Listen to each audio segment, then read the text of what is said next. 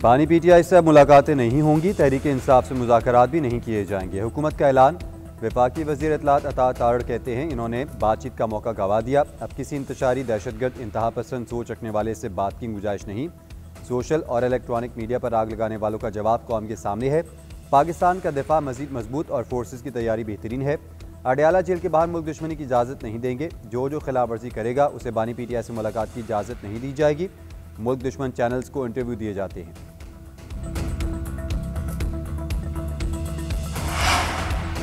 बानी पीटीआई जहनी मरीज और ज़ात का कैदी, बयानिया कौमी सलामती के लिए ख़तरा बन चुका। मैं नहीं तो कुछ भी नहीं की सियासत ख़त्म हो चुकी। तुम समझते क्या हो अपने आप को? तुम हो कौन? किसकी ज़बान बोल रहे हो? बगैर किसी अभाम के वाज़े करना चाहते हैं। अब किसी को बयानिया नहीं चलेगा। लीजिए ISPR का दो टूक पैगाम। कहा सियासी शोबदाबाजी का वक्त ख़त्म। जो अपनी फ़ौज पर हमला करता है क्या वो किसी और फ़ौज के लिए स्पेस बनाना चाहता है? जहनी मरीज़ की बीमारी की अलामत पहले भी देखी थी। वो समझता है अगर मैं इक़्तिदार में हूँ तो जमहूरियत है वरना अमरीयत है। इसकी सियासत या ज़ात रियासत से बढ़कर नहीं हो सकती। ये समझता है पाक फ़ौज जो बंदा है वो गद्दार है। कहता है इस क़यादत को टारगेट करो जो 8 गुना ज़्यादा मजबूत फ़ौज के सामने खड़ी हुई। पाक फ़ौज या क़यादत पर हमला बर्दाश्त नहीं करेंगे। इसका बाप भी फ़ौज और अवाम में दरार नहीं डाल सकता। तुमने तो अपने बेटों को बाहर मुल्क में रखा हुआ है। उन्हें ख़वारिज के सामने खड़ा करो फिर बयानिया बनाना।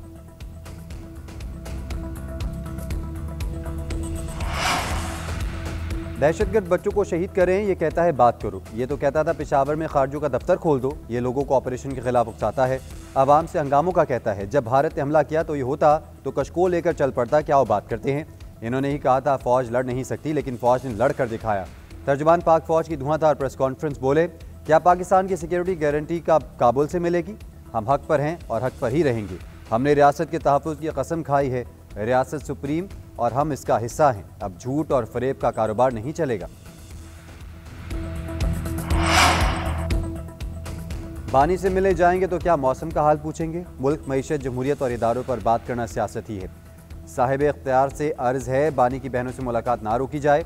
चेयरमैन PTI बैरिस्टर गौहर की पार्लियामेंट हाउस में मीडिया से गुफ्तगू। बोले सबसे गुजारिश है बानी की बहनों पर सियासत ना की जाए। मुलाकातों पर पाबंदी और आहनी हाथों का कहना गलत है। लोगों से आहनी हाथों से नहीं निपटा जा सकता। ये वाकई मुंतखब हुकूमत होती तो ऐसे बयानात ना देती। बहनों से मुलाकात ना करवाने का फैसला जिस भी सतह पर हुआ उसकी मजम्मत करते हैं। एक तरफ गैर जिम्मेदाराना बयानात आए तो दूसरी जानिब से भी रद्द-ए-अमल आता है।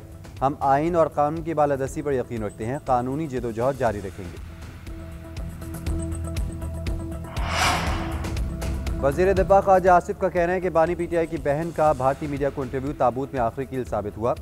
बानी PTI हमेशा सियासतदानों से बात करने से इनकार करते रहे। PTI के जिस भी शख्स ने पाकिस्तान मुखालफत बात की है पार्टी ने एक बार भी इसकी मजम्मत नहीं की। फ़ौज पर तनकीद हमने भी की लेकिन कभी सुर्ख लकीर अबूर नहीं की। पीपल्स पार्टी के लीडर को फांसी दी गई, इसके बावजूद उन्होंने 9 मई जैसा वाक़या नहीं किया। तहरीक इंसाफ दहशतगर्दी के खिलाफ जंग की खुली मुखालफत करती है। PTI के लोग तालिबान को भत्ता देते हैं।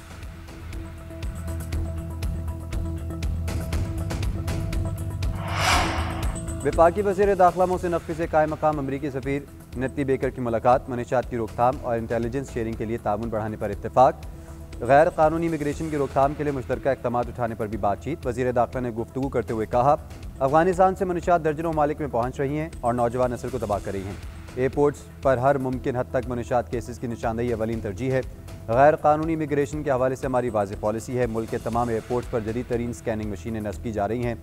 अमरीकी सफ़ीर ने इंसदाद मनशियात और गैर कानूनी इमिग्रेशन की रोकथाम के लिए हर मुमकिन तकनीकी मुआवनत की पेशकश की।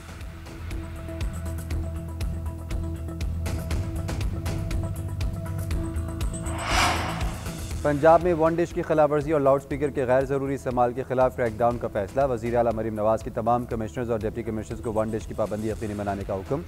शादी और तकरीबात में बुलंद आवाज़ म्यूज़िक पर सख्त कार्रवाई की भी हिदायत। कव्वाली नाइट और दीगर तकरीबात में लाउड स्पीकर के गैर कानूनी इस्तेमाल पर भी कानूनी कार्रवाई का हुक्म। शादी हॉल की तरह फार्म हाउस और ग्राउंड्स में भी लाउड स्पीकर के गैर कानूनी इस्तेमाल पर पाबंदी के लिए इक़दामात की हिदायत।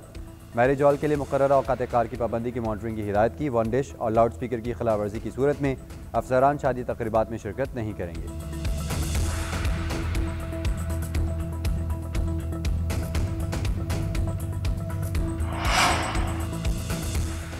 खैबर पख्तूनख्वा काबीना ने 9 मई के 51 केसेस के खात्मे की मंजूरी दे दी। मंजूरी वज़ीर आला सुहेल अफरीदी की ज़ेर सदारत इजलास में दी गई। एडवोकेट जनरल के मुताबिक काबीना के फैसले के बाद मुकदमात से रियासत दस्तबरदार हो जाएगी।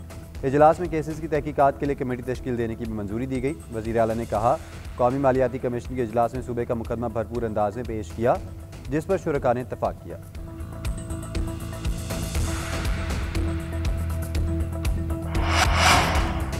पंजाब के बेशतर शहरों की फ़ज़ा बदस्तूर सेहत के लिए नुकसानदेह रही। झारखंड में सुबह के औकात सबसे ज़्यादा आलूदगी रिकॉर्ड।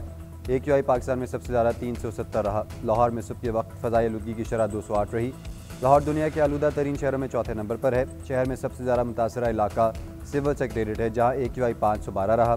बहावलपुर में AQI 350 और गुजरावाला में 286 रिकॉर्ड।